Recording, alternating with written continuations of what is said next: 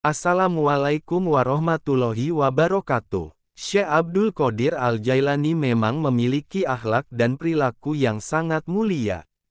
Di mana, salah satu akhlak dan perilaku Syekh Abdul Qadir Al-Jailani ini patut dijadikan contoh. Salah satu akhlak dan perilaku dari Syekh Abdul Qadir Al-Jailani yang patut dijadikan contoh, adalah ketika beliau menegur sang pencuri yang masuk ke rumahnya pada malam hari. Cerita tersebut bermula ketika Syekh Abdul Qadir Al-Jailani sedang beristirahat dan tertidur di kamarnya. Tiba-tiba, ada pencuri yang masuk ke rumah Syekh Abdul Qadir Al-Jailani. Ketika pencuri itu sudah masuk ke rumah Syekh Abdul Qadir Al-Jailani, pencuri hendak mengambil uang milik Syekh Abdul Qadir Al-Jailani. Namun, tiba-tiba langkah itu terhenti, lantaran ada tamu mengetuk pintu. Tamu itu mengetuk pintu rumah Syekh Abdul Qadir Al-Jailani sembari mengucapkan salam kepada Syekh Abdul Qadir Al-Jailani. Kondisi ini lantas membuat sang pencuri panik dan mencari tempat persembunyian. Setelah kesana kemari mencari tempat persembunyian dan tidak menemukan, lalu sang pencuri bersembunyi di bawah panggung di ruang tamu rumah milik Syekh Abdul Qadir Al-Jailani. Sementara itu, mendengar pintu diketuk dan ucapan salam dari tamunya, Syekh Abdul Qadir Al-Jailani lalu bangun dari tidurnya. Syekh Abdul Qadir Al-Jailani pun langsung bergegas membukakan pintu. Ketika membukakan pintu, Syekh Abdul Qadir Al-Jailani merasa terkejut, lantaran yang bertamu ke rumahnya pada malam-malam hari ini ternyata dua orang wali abdal.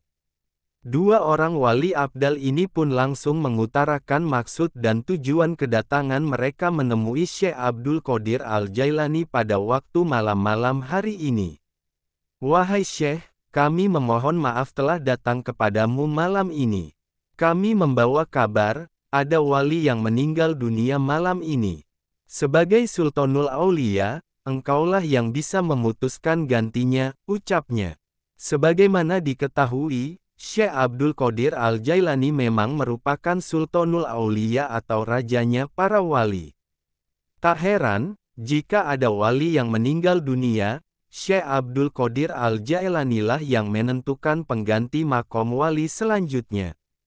Mendengarkan ucapan dua tamunya tersebut, Syekh Abdul Qadir Al-Jailani pun mengajak tamunya masuk ke ruang tamu.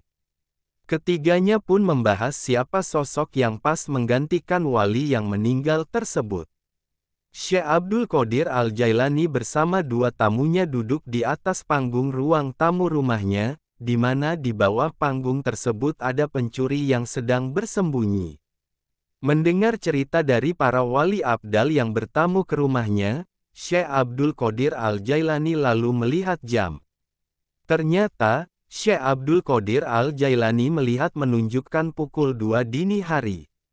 Lalu, Syekh Abdul Qadir Al-Jailani memerintahkan dua wali abdalnya supaya melihat keluar dan mencari siapa saja orang-orang yang masih bangun pada dini hari ini.